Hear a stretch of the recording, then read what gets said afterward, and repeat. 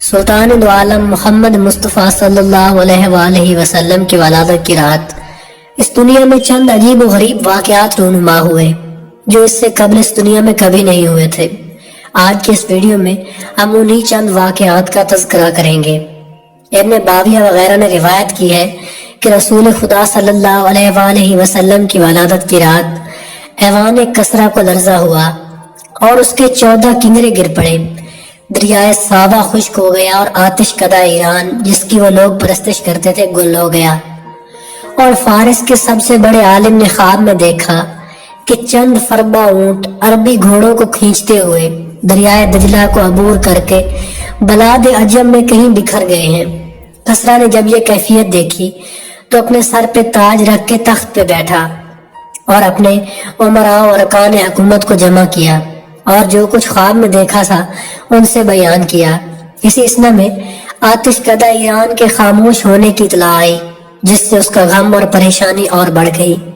پھر اس عالم نے بھی کہا، اے بادشاہ، میں نے بھی ایک عجیب خواب دیکھا ہے، اور وہ خواب بیان کیا۔ بادشاہ نے پوچھا، اس کی تعبیر کیا ہے؟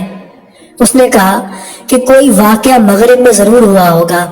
کسرا نے نعمان بن منظر کو، جو عرب کا بادشاہ تھا، خط لکھا کہ عرب کے ایک عالم کو میرے پاس بھیج دو، مجھے اس سے ایک اہم مسئلہ پوچھنا ہے۔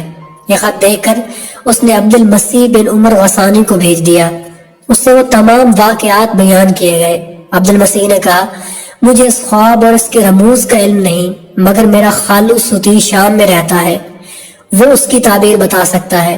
کسرا نے کہا کہ اس سے جا کر پوچھو اور مجھے اطلاع دو۔ عبد المسیح جب وہاں پہنچا تو وہ موت کی کشمکش میں تھا۔ اس نے سلام کیا مگر کوئی جواب نہ ملا تو چند اشعار پڑے جن میں ظاہر کیا کہ بہت دور سے بہت تکلیف اٹھا کر ایک بزرگ کے پاس کچھ معلوم کرنے آیا ہوں اور اب نا امید ہو گیا ہوں۔ ستی نے جب یہ سنا تو اپنی آنکھیں کھولی اور کہا، عبد المسیح ایک شتر پر سوار ہو کر منازل طے کرتا ہوا ستی کے پاس اس وقت آیا جب وہ زوری کے پاس منتقل ہو رہا ہے۔ اس کو بادشاہ سسان نے بھیجا ہے تاکہ کسر کے لرزہ اور زلزلہ، آتش کدہ کے گل ہو جانے اور سب سے بڑے عالم کے خواب اور دریائے ساوا کے خشک ہو جانے کے بارے میں معلوم کرے۔ اے عبد المسیح، وہ وقت آ گیا ہے جب قرآن کی تلاوت کی جائے گی۔ وہ پیغمبر مبعوث ہوگا جو ہر وقت ایک چھوٹا عصا اپنے ہاتھ میں رکھے گا۔ ساوا کی نہریں پانی سے بھر جائیں گی اور ساوا دریا خشک ہو جائے گا۔ ملک شام و عجم ان کے بادشاہوں کے قبضے سے نکل جائے گا۔ کیسر و کسرا کے کنگروں کی تعداد کے مطابق جو گر گئے ہیں ان کے بادشاہ بادشاہی کریں گے۔ اس کے بعد ان کی حکومت ختم ہو جائے گی اور جو کچھ ہونے والا ہے ضرور ہو کر رہے گا۔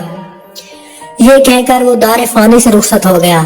اس کے بعد عبد المسیح بہت ہی جلدی سے بادشاہ کے پاس عجم واپس گیا اور ستی کی تمام گفتگو بیان کی۔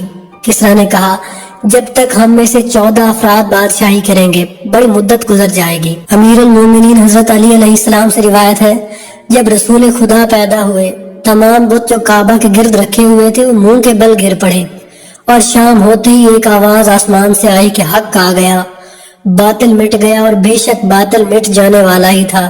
اس رات تمام دنیا روشن ہو گئی، ہر پتھر اور درخت اپنی زبان سے خوشی کا اظہار کر رہے تھے۔ زمین و آسمان میں جو کچھ ہے تسبیح خدا میں محو تھے۔ شیطان بھاگا بھاگا پھر رہا تھا اور کہتا تھا کہ امتوں میں سب سے بزرگ محمد ہیں۔